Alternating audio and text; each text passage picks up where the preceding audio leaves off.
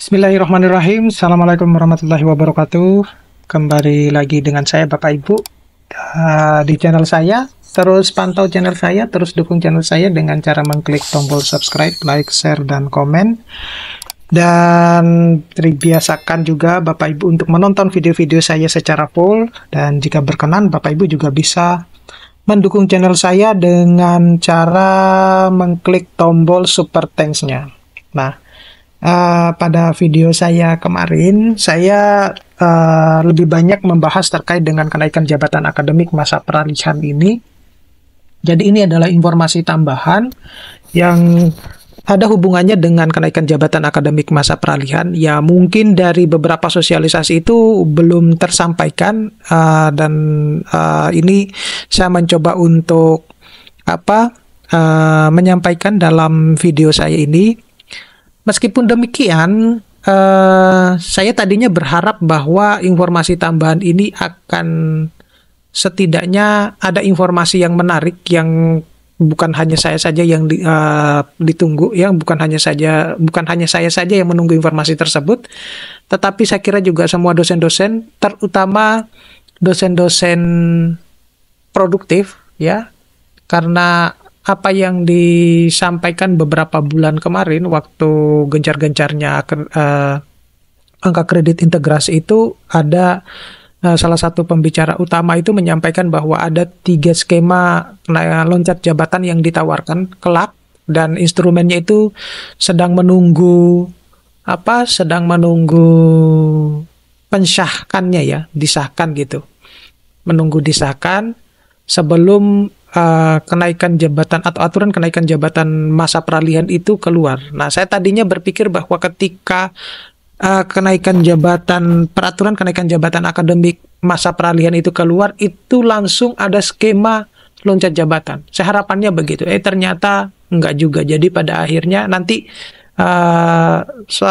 saya akan bahas khusus untuk yang peraturan tersebut, ya. Kenapa kok tidak ada skema loncat jabatan itu. Nah, jadi Bapak Ibu, kita lihat di sini bahwasanya ini adalah garis besar alur tahapan kenaikan jabatan akademik yang sebelum-sebelumnya sudah pernah saya sampaikan juga, ya. Jadi ada penilaian yang dilakukan oleh perguruan tinggi sendiri maupun LL-Dikti ataupun kementerian lain. Kemudian kita di mana di situ adalah ketika sudah dilakukan oleh penilaian oleh perguruan tinggi dan sesuai dengan aturan, maka perguruan tinggi itu akan melakukan pengajuan. Nah, di mana nanti pengajuan ini, karena di sini itu penilaian di Kemendikbud untuk lektor kepala dan guru besar. Nah, ini seringkali ditanyakan bahwa kenapa kok nggak sekalian dikeluarkan dengan aturannya khusus untuk yang asisten ahli dan lektor, karena mereka juga dosen. Kenapa harus yang lektor kepala dan guru besar? Meskipun ya di Kemendikbud itu yang mengutamakan lektor kepala dan guru besar, ya. Tetapi kan kalau kita melihat dosen itu kan bukan hanya lektor kepala dan guru besar, ada juga yang asisten ahli, mereka yang asisten ahli dan lektor. Kenapa nggak sekalian aja gitu, ya? Nah, itu yang saya tidak paham, kenapa kok mereka mengeluarkan peraturan yang hanya cuma mengcover lektor kepala dan guru besar. Dan itu pun juga masih banyak yang sangat disayangkan oleh teman-teman dosen. Nah, di situ ada penilaian tahap 1, tahap 2, dan tahap 3 yang dilakukan mulai dari pengecekan kelengkapan administrasi di Sister yang dilakukan secara otomatis, kemudian tahap 2 itu pengecekan kesesuaian administrasi oleh asesor, dan penilaian substansi oleh asesor penilai. Kemudian hasil akhirnya itu adalah hasil penilaian. Nah, catatan yang harus diperhatikan oleh setiap pengusul, baik itu perguruan tinggi terutama dan juga dosen yang bersangkutan, bahwa perguruan tinggi itu harus mengikuti proses pengaturan kenaikan jabatan akademik di mana melaksanakan proses penilaian internal sebelum diajukan. Jadi proses penilaian internal itu penting, jangan sampai nanti ketika terjadi kesalahan kemudian diajukan berulang kali dan pada akhirnya akan mengalami punishment buat universitasnya maupun dosen yang mengajukan tersebut. Kemudian Jika tidak mengikuti proses, maka ajuan promosi dari perguruan tinggi itu bisa ditolak dan menjadi tanggung jawab perguruan tinggi. Selanjutnya, ajuan yang tidak memenuhi kriteria administratif dan penilaian substantif di periode pengajuan pertama, maka boleh mengajukan kembali di periode berikutnya. Jadi, menurut saya kalau misalnya perguruan tinggi itu sudah menilainya dan mungkin ada kekeliruan, sebaiknya diperiksa betul-betul, jangan sampai kita harus mengajukan ke periode berikutnya, karena itu kita harus menunggu beberapa bulan ke depan untuk ini ya. Jadi benar-benar diperiksa betul-betul. Nah, ini adalah khusus untuk operator PAK level perguruan tinggi maupun pembina ya, di mana ada prosesnya, yaitu proses pengusulan kenaikan jabatan akademik dosen. Kemudian ada pemberian akses operator PAK bagi PTS maupun LL Dikti. Kemudian pada level perguruan tinggi itu akan dilakukan oleh operator PAK PTS dan admin PT Sister PTS perlu menambahkan role operator PAK PTS melalui manajemen akses. Dan kemudian kalau level pembina itu dilakukan oleh operator PAK LL Dikti, kemudian Kopertis Sister LL Dikti perlu menambahkan role operator PAK LL Dikti melalui manajemen akses. Nah, catatannya adalah LL Dikti ini menerapkan akses yang sama dengan operator PAK PTS masing-masing, PTS binaannya, untuk mempermudah ya, untuk mempermudah pengecekan dan pembinaan. Dan proses pengusulan kenaikan jabatan dapat dibagi antara PTS dan LL Dikti sesuai dengan kebijakan masing-masing Dikti. Masing-masing LL Dikti ya. Nah, ini adalah kendala yang sering muncul di pengajuan kenaikan jabatan akademik. Saya kira ini adalah yang sering kali sudah saya sampaikan. Ya, jadi ada kendala pada profil sebelum valid, yang belum valid, sama ada penjelasan potensi kendala adalah dokumennya, termasuk di dalamnya adalah SK jabatan, dokumen Serdos maupun rumpun ilmu yang belum diisi. Ini perlu Bapak Ibu saya ingatkan kembali bahwa segera update data-datanya bagi mereka yang mau mengusulkan maupun yang tidak mau mengusulkan dulu sementara ini ya. Jadi di situ pun juga ada penyelesaian yang perlu Bapak Ibu perhatikan. Kalau misalnya SK kepangkatannya, kemudian rumpun ilmunya belum. Khusus untuk rumpun ilmu ini, saya kira Bapak Ibu harus membicarakannya di ranah organisasi jurusannya se-Indonesia ya. Itu yang penting ya. Apalagi kalau sekarang itu kalau kita berbicara tentang masa transisi itu kan isu-isunya ketika ada satu jurusan itu mengusulkan 2 profesor, maka yang satunya itu harus di hold dulu karena mungkin rumpun ilmunya sama, maka yang salah satu harus mencari yang ranting ilmu atau cabang ilmunya yang lain. Seperti itu. Kemudian yang kedua itu adalah angka kredit yang belum valid. Jadi menjadi potensi kendala, misalnya angka kredit yang kurang, kemudian predikat SKP kurang, kemudian dokumen SKP juga belum di-upload, itu yang akan menjadi kendala tersendiri. Oleh karena itu, di sini Bapak Ibu, di situ ada solusinya, tetapi yang perlu ditekankan itu adalah ketika Bapak Ibu mau mengajukan kenaikan ke jabatan akademik dosen, maka pastikan bahwa rambu-rambu apa yang semestinya harus dipenuhi di dalam akademik dosen itu ya harus dipenuhi semua gitu ya. Jangan sampai misalnya angka kreditnya kurang lah, kemudian predikat SKP-nya kurang, dokumen SKP-nya belum diupload dan lain-lain. Nah, selanjutnya itu adalah ini yang berikutnya itu syarat BKD-nya juga. Nah, syarat BKD itu minimal 4 semester Bapak Ibu ya, atau 2 tahun itu harus memenuhi semua yang kalau mau mengajukan. Kemudian syarat khusus itu juga belum valid, terutama bagi yang ke guru besar ya, terutama bagi guru besar. Artinya apakah yang lektor kepala itu punya syarat khusus? Ya punya gitu ya. Terutama bagi mereka yang pendidikan terakhirnya itu adalah S2, mau ke lektor kepala ya, mau ke lektor kepala, nembak ke lektor kepala, maka ada syarat khususnya, ke misalnya jurnal internasionalnya harus berapa, misalnya jurnal internasionalnya harus berapa, nah gitu ya.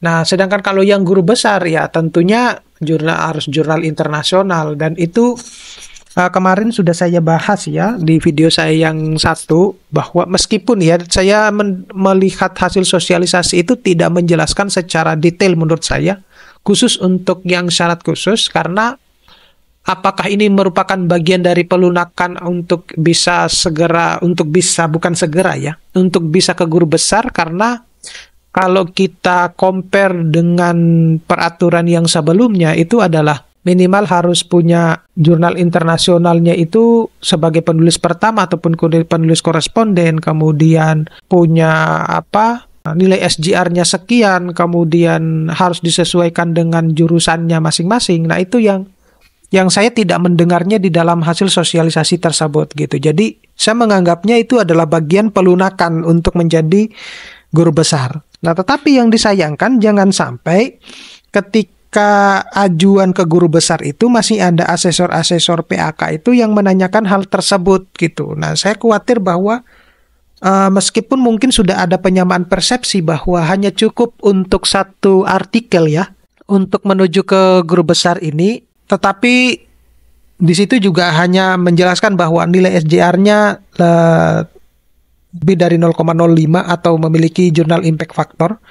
Padahal kalau dulu itu disesuaikan dengan jurusannya gitu. Nah, kemudian ada syarat khusus tambahan yang belum valid ya, terutama bagi guru besar, terutama dalam hal ini adalah pernah menjadi ketua kompetitif, kemudian pernah menguji atau membimbing mahasiswa doktoral gitu ya. Jumlahnya tinggal disesuaikan berdasarkan aturan yang ada Bapak Ibu. Atau pernah menjadi reviewer di dua jurnal bereputasi yang berbeda gitu. Itu bisa dilihat di situ. Kemudian yang berikutnya itu adalah dokumen rekomendasi yang belum valid. Nah, kalau berbicara tentang dokumen rekomendasi ini ya itu ranahnya sudah ke perguruan tinggi, LLDikti ataupun kementerian lain ya, termasuk di dalamnya adalah ada berita acara senat ya, kemudian berita acara komite integritas akademik dan lain-lain ya. Saya kira kalau yang poin 6 ini tidak terlalu begitu krusial gitu ya. Nah, ini adalah tampilan yang perlu diperhatikan. Nah, apabila uploadan itu apabila kantong upload terblok ya, itu menandakan bahwa ada sebenarnya bagian-bagian yang belum terupload. Nah, Bapak Ibu harus memperhatikan di sini bahwa kapasitas untuk mengupload itu berapa size gitu ya. Size-nya berapa mega. Nah, itu yang harus Bapak Ibu perhatikan. Kemudian apabila data BKD atau dokumen di profil tidak sesuai atau tidak tertarik otomatis, itu juga harus Bapak Ibu perhatikan di situ. Jadi semuanya itu yang bagian terblok-blok. Nah, ini yang lain, ada pengecekan eligibilitas ya, dapat dilakukan pada riwayat jabatan dan riwayat pendidikan dosen ya. Untuk yang lektor kepala, pastikan bahwa yang sudah ada itu riwayat pendidikan minimal jenjang S2 ya. Kemudian untuk yang GB tentunya ya harus S3 dulu ya. Kemudian ada jenis publikasi yang akan digunakan, yang digunakan hanya untuk jurnal ya. Ini dapat ditarik yang asal datanya dari Sinta dan diterbitkan pada TMT dasar jabatan fungsional terakhir. Nah, ini yang karena kita untuk biasanya kalau kita mengisi BKD itu kan kita ini ya memasukkan data-data penelitian kita, pengabdian kita. Nah, di situ ketika kita sudah menarik data dari BKD kita itu, karena kita sudah punya di data BKD kita, nah maka kita bisa teruskan tuh ke jabatan fungsional kita gitu. Nah, nanti saya akan bahas ke depannya terkait dengan khusus untuk publikasi dalam syarat pengajuan kenaikan jabatan akademik ini. Nah, ini yang selanjutnya ya, kalau Bapak Ibu lihat di sini itu jabatan fungsional itu ada lektor, kemudian asisten ahli jumlahnya sekian ya. Golongan pangkatnya itu juga ini, ada penata tingkat 1, penata muda tingkat 1, sama penata muda gitu. Nah, pengecekan eligibilitas ini dapat dilakukan pada riwayat jabatan dan riwayat pendidikan. Jadi kalau lektor kepala pastikan bahwa yang bersangkutan itu sudah menjabat lebih dari 2 tahun ya pada jabatan fungsional lektor. Jadi yang ini juga yang banyak sekali disayangkan sama para dosen bahwa kenapa harus menunggu 2 tahun? Kalau misalnya 1 tahun bisa, why not gitu ya? Kenapa tidak dibuat aturan itu gitu? Entah itu apakah syaratnya ditambah atau bagaimana, tetapi disediakan gitu. Sehingga teman-teman dosen yang produktif dan bisa 1 tahun bisa mengusulkan kembali itu bisa bisa lebih cepat gitu ya untuk mencapai karir dosennya lebih tinggi gitu. Entah itu mau ke guru besar kah atau ke lektor kepala yang paling tinggi berapa gitu.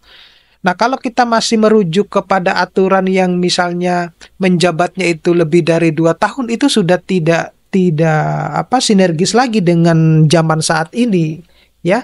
Apalagi kalau mungkin kan aturan ini kan dibuat mungkin tidak se-inferiornya ketika kita mencari informasi di internet kan. Nah, sekarang itu informasi itu kita lebih mudah mendapatkannya sehingga kita semestinya harus bisa membuat aturan tambahan ya. Ketika seseorang dosen itu bisa mengusulkan juga tidak harus menunggu 2 tahun, 1 tahun bila perlu gitu. Itu yang harus dicatat juga para pembuat kebijakan.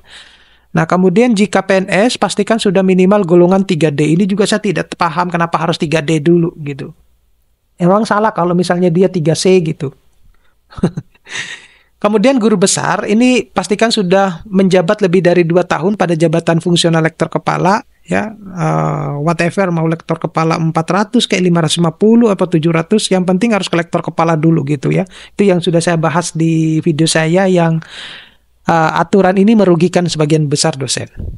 Kemudian pastikan yang sudah lebih dari 10 tahun dari riwayat jabatan pertama yang ada di data. Kemudian jika PNS pastikan sudah minimal golongan 4A. Nah, saya kira itu Bapak Ibu informasi tambahan yang bisa saya sampaikan. Mudah-mudahan ini bisa bermanfaat. Kalau ada salah-salah kata, mohon maaf. Dan jika ada yang mau bersedia berkomentar, silakan meninggalkan komentar di kolom chat komentar saya. Jangan lupa juga untuk selalu follow Instagram dan Facebook saya.